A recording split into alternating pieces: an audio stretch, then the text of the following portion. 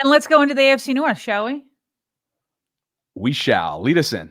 All right. Well, speaking of Peter Schrager, his mock draft went on.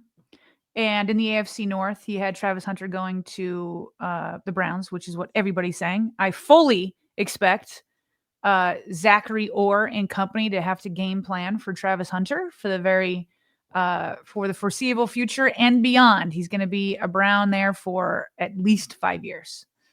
So that'll be fun. Don't have the Bengals on here. I'll look that one up. But he's got the one man that everybody's talking about. Where could he fall? The quarterback that literally there's just no consensus on where he would fall. I will say this, Bobby. I watched Peter Schrager on ESPN this morning.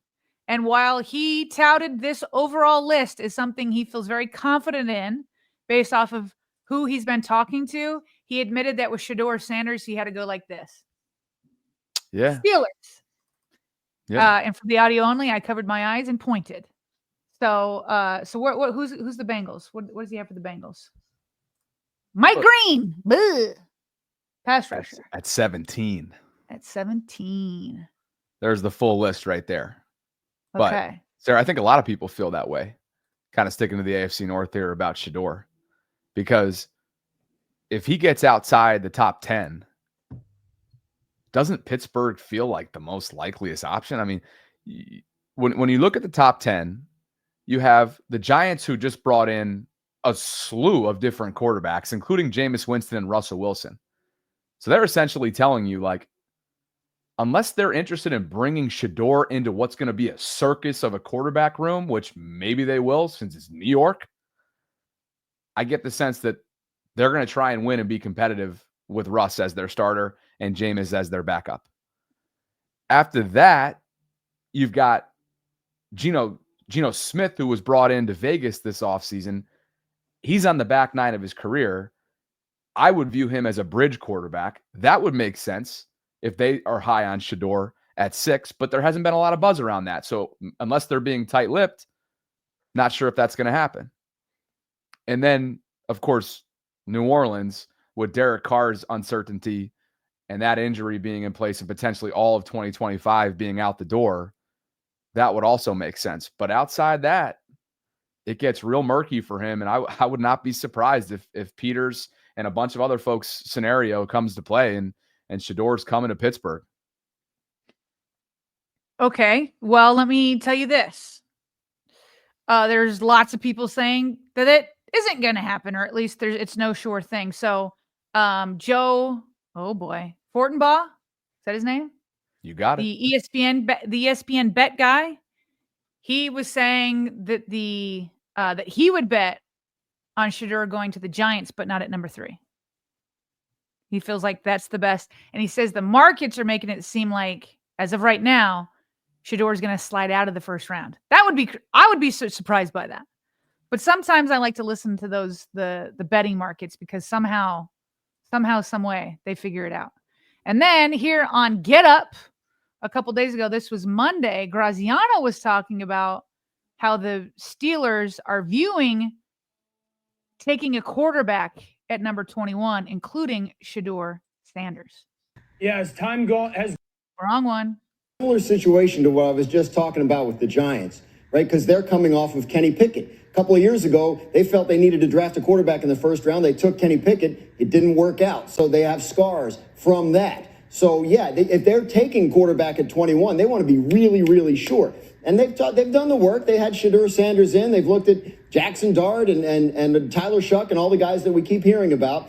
Important to remember, Pittsburgh doesn't have a second-round pick. Right. So if they really like somebody at 21, they may be more. They're not a team that can wait, right? Like the Giants or the Browns or the Saints, who all pick near the top of the second round. So Pittsburgh may if Shedeur Sanders fell to 21, they may look at it and go, you know what? We had him rated higher than that. Let's go ahead and take him. They don't have a second-round pick because they traded him for DK Metcalf, who was catching passes from Aaron Rodgers on a field at UCLA, and it's starting to look like those may be the only passes he ever catches. Wait a minute, D. Wood, why are you making that face? Are we being serious right now? Are you being serious? Can you look at T.J. Watt you know, like Minka Fitzpatrick, all those guys, and you're going to trot out Mason Rudolph as your quarterback?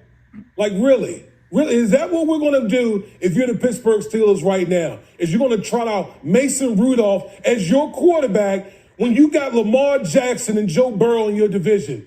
Like, I'll be like, what the hell is going on in our organization right now where we're in a position where Mason Rudolph is our starting quarterback? We got to be serious. You got to add to the quarterback room. Let me just first say this. I love that the Steelers are in this situation, that they are in desperate need of a quarterback, and there's not one that's just like glaringly amazing that could like switch things out. So whether you're on Graziano's side where he's saying, well, the Steelers still have Kenny Pickett scars, which why wouldn't you? It sets you back. It sets you back. If you don't believe in somebody, it's tough to like take another swing because it sets your organization back another 3-4 years. But on Woody's side, it's like, but you're going to trot out Mason Rudolph against Lamar Jackson and Joe Burrow. What a sweet place for the Pittsburgh Steelers to be in. I don't know that anybody has a worse quarterback situation in the entire NFL than the Pittsburgh Steelers right now. Shedeur doesn't come across to me as someone who'd be willing to wait. I think he wants to play right away. I think Dion. He could in Pittsburgh. He could, unless they bring in Aaron Rodgers. And then it gets even more interesting. Do you think Aaron Rodgers wants to live in a world where you have Shedeur Sanders backing him up and the influence of Deion Sanders hanging over everything, the biggest name in college football right now, and obviously somebody that has great influence over the entire game of football? I wonder why Aaron's holding out. I really do, in terms of the timing of it, because that maybe he's considering retirement. That's a concoction that the two of them in that building, in that quarterback room, competing with one another. I don't know how that does not feel like a successful formula in Pittsburgh's quarterback room whatsoever. At this point, I hear what you're saying, but at this point, if you're the Pittsburgh Steelers, Aaron Rodgers is not on your team. Aaron Rodgers has not committed to you. So you need to make a plan without Aaron Rodgers in mind. Okay. Of course. And so then it becomes, if I take Shedeur Sanders at 21, then maybe I don't go get Aaron Rodgers. Maybe it's we stick with Mason Rudolph or another veteran that can help develop him. Right. But you're shaking your head, and I agree. Like, that's why I'm saying they have the worst quarterback situation in the NFL, because there's no good answer here. There's none. And so they desperately need a quarterback, but they also desperately need not repeat the same mistake they just had with Kenny Pickett. Like, both things have to happen at once. And so if they don't believe in Shedeur Sanders, and they may not just be them, because it seems like for him to even fall to 21 means that a lot of people don't believe in him. Okay, but I'll take this conversation further. Dan Orlovsky was agreeing with Woody in that the Steelers need to make a pick, but he likes somebody else for the Steelers, somebody who we've been talking about over the last couple of days. Similar situation to what I was just talking about with the Giants, right? Because they're coming off of Kenny Pickett a couple of years ago. Why is this doing this to me? StreamYard, we're going to have a fight. Here we go. Yeah, as time has gone on, I'm more intrigued with the Steelers and Jalen Milroe than I was 2 or 3 weeks ago. I would start with this. I don't think that there's a team in the NFL that is in a worse situation when it comes to the quarterback position than the Pittsburgh Steelers. The only team that I can think about that's in the conversation is Cleveland. They got the second pick, okay? I don't think they'll take quarterback. They got the second pick. The reason I say Milroe, a couple things. Number one, the likelihood that he'll be there at 21.